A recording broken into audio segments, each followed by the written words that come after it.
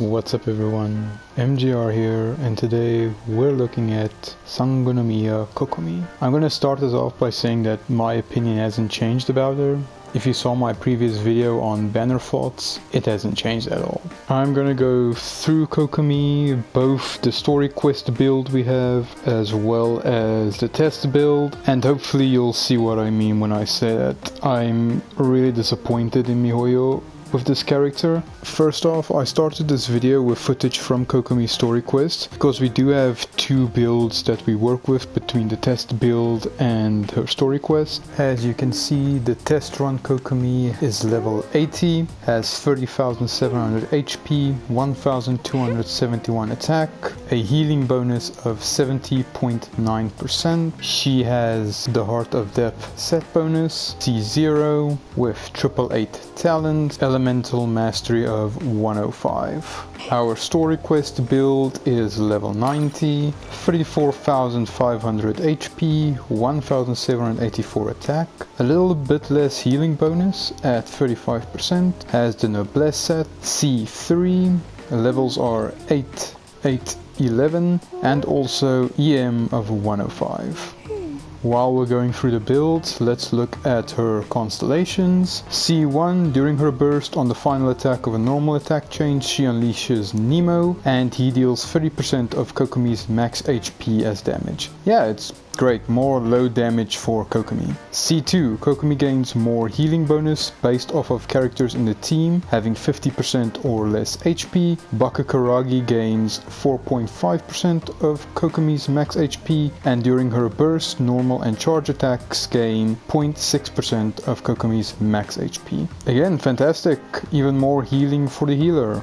C3 and 5, of course, increasing burst and skill levels by 3. We all know she needs it. C4, during her burst, her normal attack speed is increased by 10%, and she restores 0.8 energy for herself on successful hits every 0.2 seconds. Restoring energy is always great to have, no complaints really there. C6, during her burst, Kokomi gains 40% hydro damage bonus for 4 seconds when normal and charge attacks heal nearby party members with 80% or more HP. This would actually be a quite decent constellation if it wasn't locked behind C6. If this was C1, she would almost instantly be a lot better. Onto her talents, normal attack chain, charge attack chain, it is what it is. Kuragi's Oath creates a jellyfish that damages enemies and heals the on-field party member. Also applies the wet status to the on-field party member. As if Kokomi wasn't just a 5-star Barbara. Neurod's Ascension, Hydro damage AoE,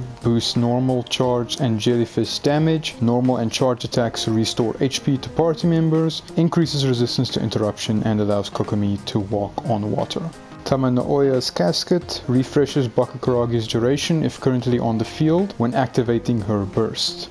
Song of Pearls, the attack bonus she gains during her burst for normal and charge attacks is further increased by 15% of healing bonus. Flawless Strategy, and this is the big one, 25% increase to healing bonus and 100% crit rate decrease.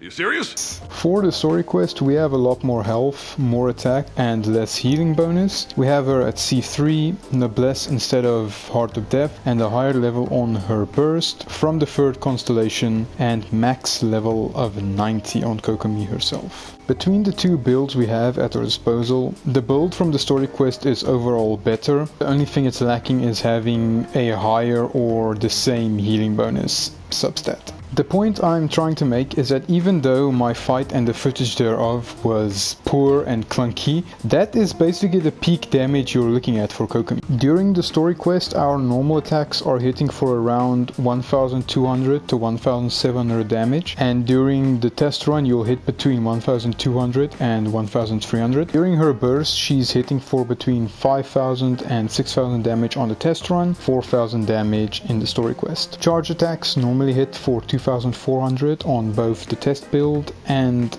the story quest build. During her burst, charge attacks hit for 6000 or 7000 within the test run, 6000 during the story quest. Bakekarage 1800 test build, 1700 story quest. During her burst, 4700 during the test, 4000 to 5000 during the story quest. Burst damage 4000 in the test and 4500 in the story quest. It honestly baffles me how it sometimes feels as if MiHoYo has two different teams working on a character, and in between the development they never communicate with each other. Kokomi needs to be a healer, yes! But you need her to do damage on field during her burst. Okay, let's give her damage scaling based off of max HP and healing bonus. Yes! But remove her crit rate completely. Why? Because she is healing support.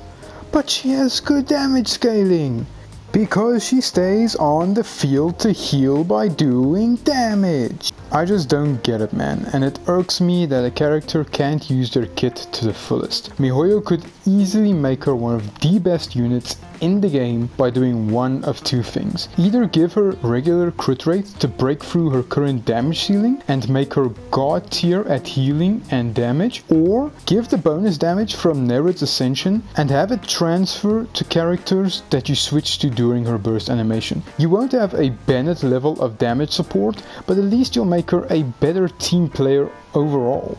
But before I dive into the pile of negative that Kokomi is already drowning in, let's look at the positives she does has. As a healing unit, she is great. She heals a ton and she heals continuously during her burst. Bakekarage have a big AoE, so they'll practically always hit something to heal you.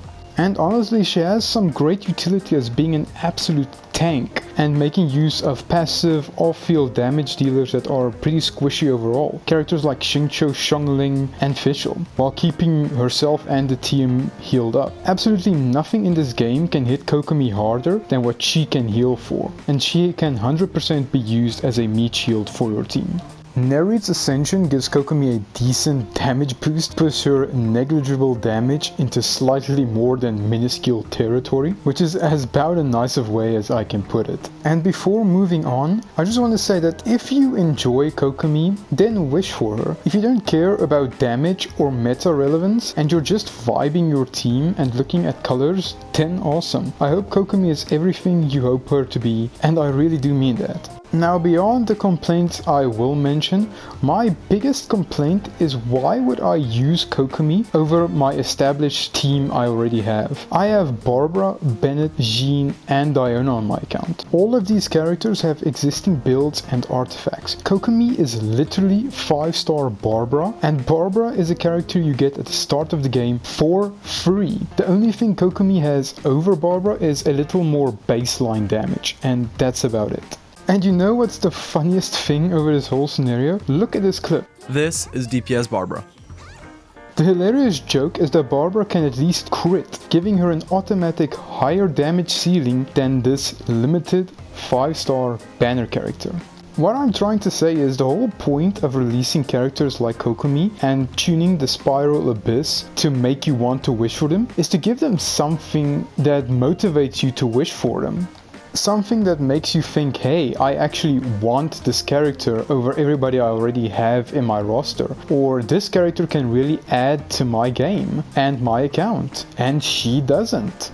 Even worse than Barbara, Kokomi doesn't heal when you normal or charged attack outside of her burst. Jean and Chi-Chi both heal party members with normal attacks. Granted, it's a lot less than Kokomi, but Barbara heals just as good as Kokomi during her elemental skill. You don't need her burst. I want to love Kokomi. She has a beautiful character design, I like her character in-game, and as I mentioned before, she has a pretty cute voice. But in no way, shape or form can I recommend wishing for her and using your primos that you've either earned or bought when Jean and Chi-Chi are ready to steal your 50-50 eventually, and characters like Bennett, Diona and Sayu exist, and you get Barbara free at the beginning of the game, who's literally the same, if not better than Kokomi. That's right, I said it! If Kokomi was a standard banner 5-star that they added to the game, then it wouldn't be half as bad, but she's a 5-star banner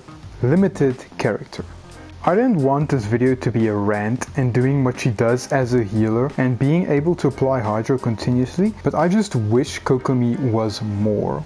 I wish MiHoYo gave her a bit more boom shakalaka to spice her up and have me wanting to wish for her, but apparently just no. They posted her on their official page with the hashtag Genshin Impact meme, and a small part of me really wished I could say, ha, Kokomi won't be a meme. She'll have something that makes her amazing, and I really wanted to be the guy to tell you that Kokomi isn't as bad as we thought she was. So that was a fly. If you enjoyed the video or found it informative to your choice of pulling for Kokomi, then liking and subscribing will be greatly appreciated. For everyone pulling for Kokomi, I hope your wishing goes well, and I hope you have a great day or night wherever you're from. MGR out.